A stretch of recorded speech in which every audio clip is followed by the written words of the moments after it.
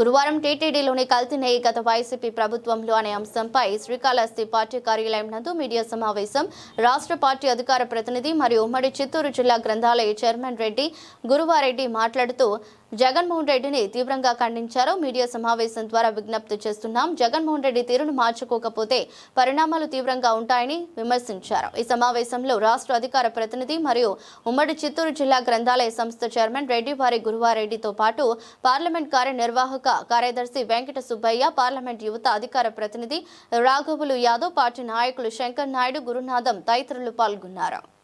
ముఖ్యంగా కల్తీ నెయ్యితో స్వామివారి ప్రసాదం తయారు చేసి నిర్ధారించబడిందనే దాని మీద ఈరోజు మీడియా సమావేశం నిర్వహిస్తున్నాం. మరి మహా అపచారం చేశారు జగన్మోహన్ రెడ్డి గారు. 1924 మధ్య అధికారంలో ఉండి తన అసమర్థ విధానాలతో, దేవుడనే భక్తి భావాలు లేకుండా, తన మూర్ఖపు ఆలోచనతో, సైకో మనస్తత్వంతో మరి తిరుమల అత్యంత ప్రతిష్టమైనటువంటి, ప్రపంచ ప్రఖ్యాతి కాంచినటువంటి అందరు భక్తుల యొక్క మనోభావాల్ని దెబ్బతీసినటువంటి వ్యక్తి ఎవరు ఉన్నారంటే జగన్మోహన్ రెడ్డి వారి పరిపాలనలో తప్ప వేరొకటి కాదని ఈ సందర్భంగా ప్రజలందరికీ తెలియపరుస్తున్నాం. మరి మహాపాపం చేసి మళ్ళా తగుదునమ్మా అని వచ్చి వీధుల్లోకి వచ్చి నీతి మాటలు మాట్లాడుతూ కూటమి ప్రభుత్వం మీద విషం చిమ్మే ఆలోచన చేస్తూ గౌరవ ముఖ్యమంత్రి గారి మీద అదేవిధంగా ఉన్నటువంటి అందరి నాయకుల మీద అబద్ధపు ప్రచారాన్ని చేసే విధానాన్ని తీవ్రంగా ఖండిస్తా ఉన్నాం. ఎందుకంటే తిరుమల చరిత్రలో ఎన్నడూ లేనటువంటి ఒక మహాపాపాన్ని ఈ జగన్మోహన్ రెడ్డి ప్రభుత్వం చేసిందని ఈరోజు ప్రజలందరికీ తెలియపరుస్తున్నాం. దానికి నిదర్శనాలు మరి ఈరోజు మనం అంతా కూడా చూస్తున్నాం.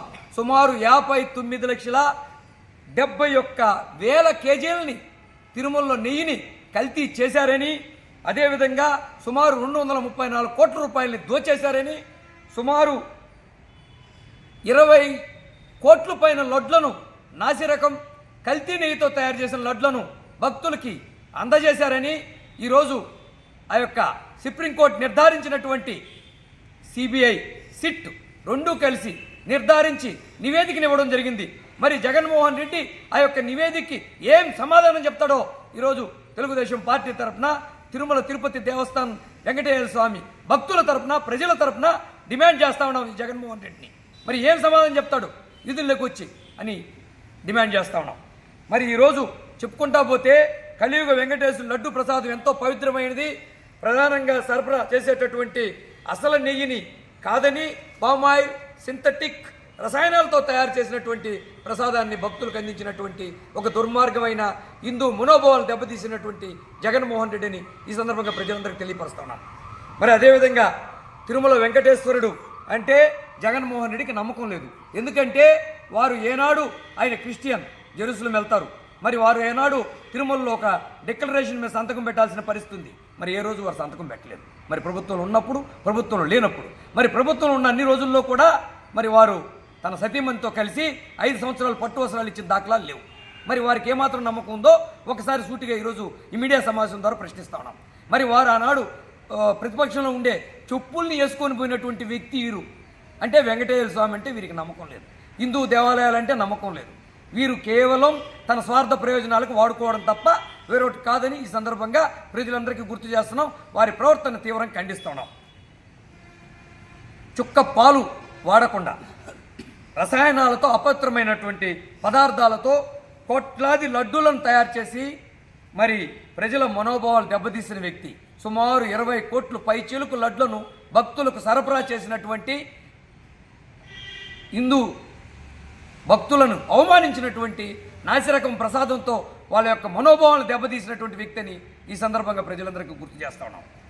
మరి 5 ఏళ్ల పాలనలో సుమారు 1,61,00,000 కేజీల నెయ్యిని కొనుగోలు చేస్తే మరి దానిలో సుమారు 60 లక్షల కేజీల నెయ్యి నాసిరకం, కల్తీ నెయ్యి, దాదాపు 20 కోట్ల లడ్డూలను తయారు చేసి ప్రజల మనోభావాలు దెబ్బతీసినటువంటి వ్యక్తి జగన్మోహన్ రెడ్డి.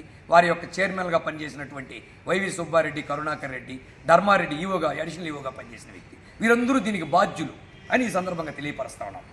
మరి స్వామివారికి ఉపయోగించే నెయ్యిలో జంతు కొవ్వుని కలిపారనేది ఎన్డీడీబీ నివేదికే తేటతెల్లం చేసింది. దాన్ని సిట్ ధృవీకరించిందని ఈ సందర్భంగా తెలియపరుస్తా ఉన్నాం. మరి 16/7/2024, 23/7/2004 ఎన్డీడీబీ టీటీడీకి ఇచ్చిన నివేదికలో జంతు క్రొవ్వు కలిపి ఉంది కానీ విషయాన్ని కూడా పొందుపరిచారనే విషయం జగన్మోహన్ రెడ్డి గారు వారి పార్టీ వారు గ్రహించాల్సిన పరిస్థితి ఉంది. అదేవిధంగా 3/8/2020 వైసీపీ హయాంలో మైసూరులో CFTRI అంటే central food technological research lab కూడా టీటీడీకి సరఫరా చేసింది కూడా కల్తీ నెయ్యని వాటిలో టీటీడీ ఈఓకి అధికారికంగా ల్యాబ్ నివేదికను ఇచ్చినా ఎలాంటి చర్యలు తీసుకోలేదనేది వాస్తవం. ఈ జగన్మోహన్ రెడ్డి వారికి సంబంధించిన అడిషనల్ ఈఓ కానీ చైర్మన్గా ఉన్నటువంటి వారు కానీ ఎలాంటి చర్య తీసుకోలేదు. ఇంతకన్నా ఏం కావాలా జగన్మోహన్ రెడ్డి? నువ్వు ఆ కల్తీ నెయ్యి చేశావు, అదేవిధంగా జంతు అవశేషాలతో భక్తుల మనోభావాలు, హిందూ భక్తుల జీవితాలు తాడుకున్నావని ఇంతకన్నా ఏం చెప్పాలని సూటిగా ఈరోజు జగన్మోహన్ రెడ్డిని ప్రశ్నిస్తా ఉన్నాం. మరి అదేవిధంగా కోర్టు ఆధ్వర్యంలో హర్యానాలోని నేషనల్ డైరీ రీసెర్చ్ పంపినటువంటి శాంపుల్స్లో కూడా జంతు కొవ్వు ఉన్నట్లు స్పష్టమైన నివేదిక వచ్చింది, స్పష్టమైంది. ఇక నువ్వు చేసిన మహాపాపానికి ఇంతకన్నా అడ్డే ఉంది, ఇంతకన్నా పరిస్థితి ఉంది. నువ్వు హద్దు దాటావు. 2019-20 టీటీడీ టెండర్ నిబంధనలను వైసీపీ ముఖ్యుల సిఫార్సులతో నీ ఇష్టారాజ్యం వ్యవహరించి నీకు కావలసిన వారికి, అర్హత లేని వారికి టెండర్లు కట్టపెట్టావనేది సుస్పష్టతం. జగన్మోహన్ రెడ్డి హయాంలో, వారి చైర్మన్ల హయాంలో ఇట్లాంటి మహాపాపం జరిగింది. ఇది టీటీడీ నిబంధనలకు అనుగుణంగా లేదు అనేది స్పష్టమైనటువంటి ఆధారాలతో ఈరోజు చూపెడుతున్నాం ప్రజలందరి ముందు. దాన్ని దోషిగా నిలబెడుతున్నాం. ప్రజాక్షేత్రంలో కాకుండా దేవుడి ముందు నిలబెడుతున్నాం. దేవుడికి ఏం చెప్తామని కూడా సూటిగా ప్రశ్నిస్తున్నాం. మరి చూసుకుంటా పోతే 4 లక్షల లీటర్ల ఆవు పాలను ప్రతిరోజు కొనుగోలు చేయాలి. మరి అటువంటిది పూర్తిగా ఎత్తివేశారు వీళ్ళ హయాంలో. గడిచిన 3 ఏళ్లలో తప్పనిసరిగా నిర్వహణ ఉండాలి, 1 ఏడాది ఉంటే చాలు అన్నారు. అంటే 3 ఏళ్ళ అర్హత వారికి ఉండాలని ఉంది నిబంధన. పాలు నుంచి రోజుకు 12 టన్నుల వెన్న తీయాలి. మరి 8 టన్నులు తీస్తే చాలు అన్నారు. అంటే 4000 టన్నులు ఎక్కడికి పోయాయని సూటిగా ప్రశ్నిస్తుందా ఈ జగన్మోహన్ రెడ్డిని, వారి పరిపాలన చేసినటువంటి చైర్మన్ని, అధికారుల్ని.